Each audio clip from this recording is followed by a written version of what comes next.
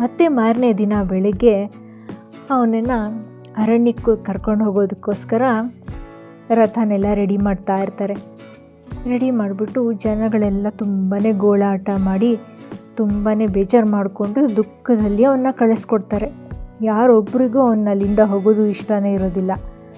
ಆದರೆ ಅವನು ಮಾತ್ರ ಏನೂ ಯೋಚನೆನೇ ಇಲ್ಲದೆ ಆರಾಮಾಗಿ ರಥದ ಏರ್ತಾ ಇರ್ತಾನೆ.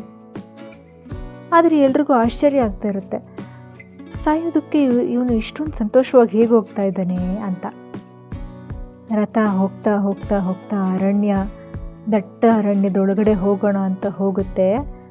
ನೋಡಿದ್ರೆ ಅಲ್ಲಿ ಇನ್ನೊಂದು ಹೊಸ ಸಾಮ್ರಾಜ್ಯನೇ ಸೃಷ್ಟಿ ಮಾಡಿಬಿಟ್ಟಿರ್ತಾನೆ ಈ ರಾಜ. ಅವನು ರಾಜನಾಗಿದ್ದ 1 ವರ್ಷದಲ್ಲಿ ಆ ಅರಣ್ಯ ಯಾವ ಅರಣ್ಯದಲ್ಲಿ ಅವನ್ನ ಕರ್ಕೊಂಡು ಹೋಗಿಬಿಡಬೇಕು ಅಂದ್ಕೊಂಡಿರ್ತಾರೋ ಆ ಅರಣ್ಯದಲ್ಲಿ ಪುಟ್ಟದೊಂದು ಸಾಮ್ರಾಜ್ಯನ ಶುರು ಮಾಡ್ತಾನೆ. ಅಲ್ಲಿನ ರಸ್ತೆಗಳು, ನೀರಿನ ವ್ಯವಸ್ಥೆ, ಆಹಾರದ ವ್ಯವಸ್ಥೆ ಮತ್ತು ಬದುಕೋದಕ್ಕೆ ಏನೇನು ಬೇಕೋ ಅದನ್ನೆಲ್ಲ ಅಲ್ಲಿ ಕಲ್ಪಿಸ್ಬಿಟ್ಟಿರ್ತಾನೆ. ಅಲ್ಲೊಂದು ಅರಮನೆಯನ್ನು ಕೂಡ ರೆಡಿ ಮಾಡಿರ್ತಾನೆ. ಇವನು ಹೋಗ್ತಾ ಇದ್ದಾಗೇ ಅಲ್ಲಿನ ಹೊಸ ಮಂತ್ರಿ ಇವನನ್ನು ಸ್ವಾಗತ ಮಾಡ್ತಾನೆ. ಇದನ್ನೆಲ್ಲ ನೋಡ್ತಾ ಇದ್ದ ಹಾಗೆ ಅವನ್ನ ಬಿಡೋಕ್ಕೆ ಹೋಗಿದ್ದ ಆಳುಗಳೆಲ್ಲ ಆಶ್ಚರ್ಯದಿಂದ ನೋಡ್ತಾ ಇರ್ತಾರೆ.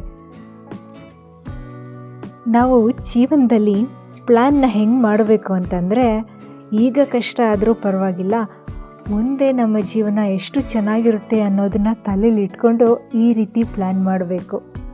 ಇದೇ ರೀತಿ ಪ್ಲ್ಯಾನ್ ಮಾಡಿರುವಂಥ ನಿಮ್ಮ ಎಲ್ಲ ಸ್ನೇಹಿತರಿಗೂ ಇದನ್ನು ಸೆಂಡ್ ಮಾಡಿ. ಈ ಕತೆ ಇಷ್ಟ ಆಗಿದ್ದರೆ ಲೈಕ್ ಮಾಡಿ, ಶೇರ್ ಮಾಡಿ ಮತ್ತು ಕಿನ್ನರ ಲೋಕ ಯೂಟ್ಯೂಬ್ ಚಾನಲ್ನ ಮರೀದೇ ಸಬ್ಸ್ಕ್ರೈಬ್ ಮಾಡಿ.